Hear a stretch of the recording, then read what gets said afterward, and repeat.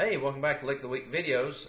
It's been a while since I posted any instructional videos. I've been on kind of a self-imposed hiatus, but thought it'd be a good time to get back. We're in the middle of winter. Everybody's hopefully woodshedding, getting ready for warm weather when they can go out and pick more. I thought I would add some ideas to maybe some previous videos that we've done about constructing a Scruggs solo and making it a melody solo. A lot of the things you'll do in Scruggs style are things like filler and licks, and they're all great and they serve useful purposes. But one of your primary jobs when you become a good Scruggs style player is being able to play the syncopated rolls, use the licks and things, but also to play melody with those things. So this could be considered a video that's kind of like a companion to some of the other videos I've done about constructing a Scruggs solo. But one of the things that I like to teach students that's a pretty commonly used technique is what I refer to as double stopping. Let me play you an example of a double stop.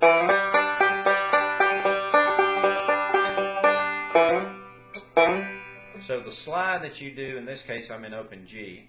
The slide I'm doing from 2 to 5, and then following that up with the open third gives me what fiddle players often refer to as double stops.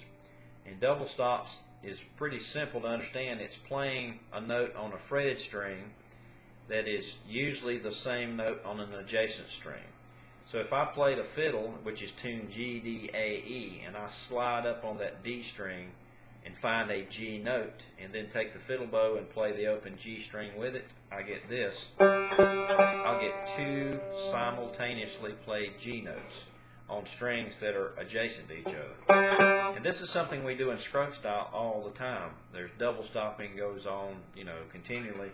And what it is a way to make melody notes come out a little stronger and makes an effective ornament for the left hand, so it sounds better sometimes to slide into a note and then double stop it, even though that seems weird. So let's look at that example, because in each one of the videos I'm going to do, we're going to look at a different double stop.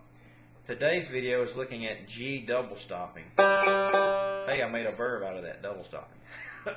So what we're going to do is find a way to play G notes if they are the melody. So I'm going to use a simple vocal melody, which is always the best way to do this. Don't use instrumentals because there's a lot of notes. Just use vocal songs because they're much simpler in the way they're constructed.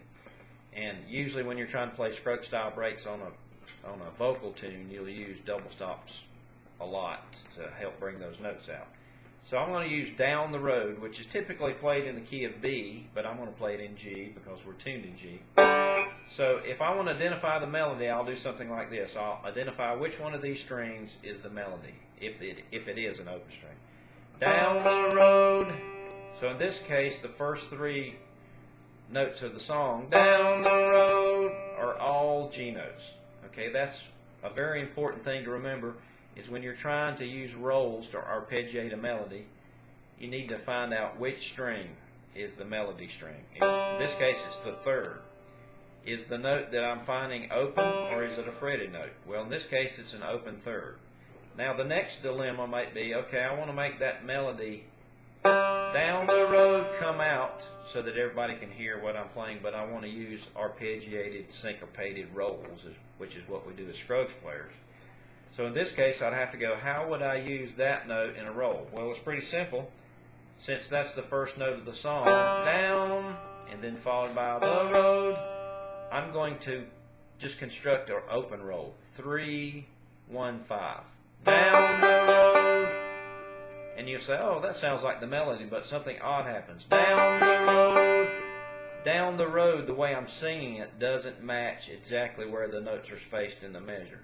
Down the road, real even when I sing it, but when I play those notes on the banjo, down the road, the word road that I sing comes slightly before the note that I played because of what? Syncopation.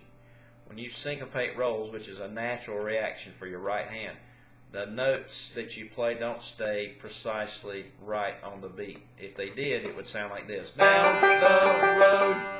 You would sound like a robot, which we don't want to sound like. So even though the notes that I'm playing in this roll don't match timing-wise exactly what my voice is doing, down the road, they sound slightly out of kilter. They still work, they're still in time, they're just syncopated. The beat has been, the emphasis has been pushed either ahead or behind the beat slightly. But the brain just listens for this. It needs to hear down the road.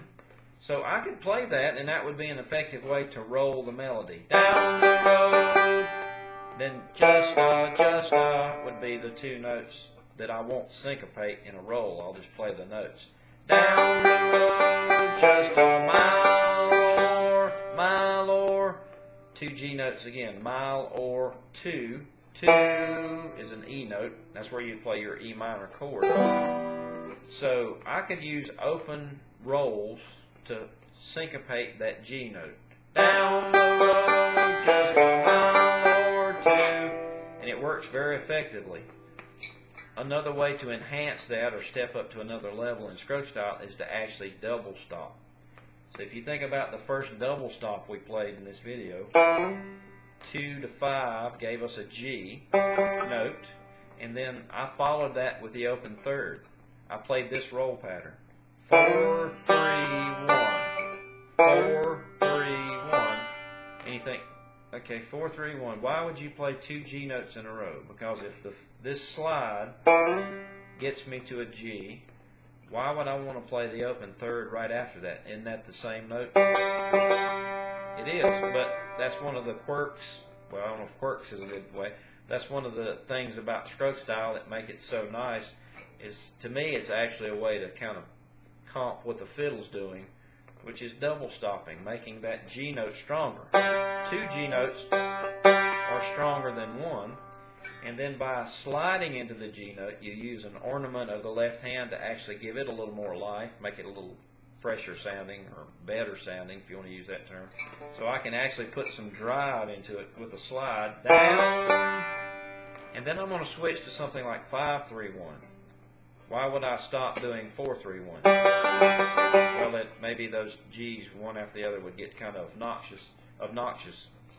But what I'm going to try to do is use 5, 3, 1 because 3 again is the melody note that I'm seeking, and the 5 and the 1 just become filler. You can use any other kind of roll you want. You could use 3, 2, 1, whatever.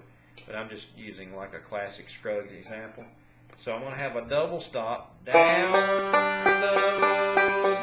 So again, even though your voice might not syncopate like your rolls, you still have 3 G notes happening in all this.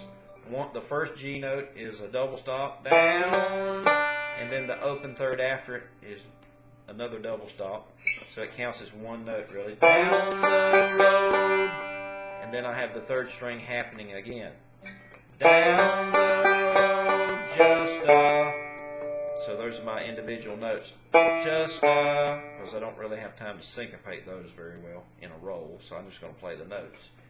Down the road, just now the next line, mile or two. Mile or, those are both G notes. Mile or two. The word two is an E note, corresponds to the E minor chord. So we're not going to worry about those notes. I just want to be able to use the double stops. Mile. Mile or, mile, and the word or get taken care of by the 4, 3, 1, 5, 3, 1 roll again. Mile or 4, 3, 1, 5, and maybe I'll chop off a couple of notes to give me time to get here. But again, it doesn't matter. You can trim the notes. You can do different rolls than I'm doing. But the reason you'll hear a lot of Scruggs style breaks that have that 2 to 5 slide is because you're double stopping a G note. And there are other places to double stop G's, but I just want to stick with the ones that are the most prevalent, the ones you'll hear a lot. So most of the time if you're playing a solo here, you'll do the 2 to 5 slide because, yeah, it does sound good. But in many instances, if your break is a melody break where you're trying to reproduce the melody and sound Scruggsy at the same time, double stops are very effective. In this case, we're double stopping a G note. So maybe this will shed some light on some of the reasons you're doing that. And next video we'll look at a different note to double stop and maybe use a song example for that. I appreciate you watching. Thanks.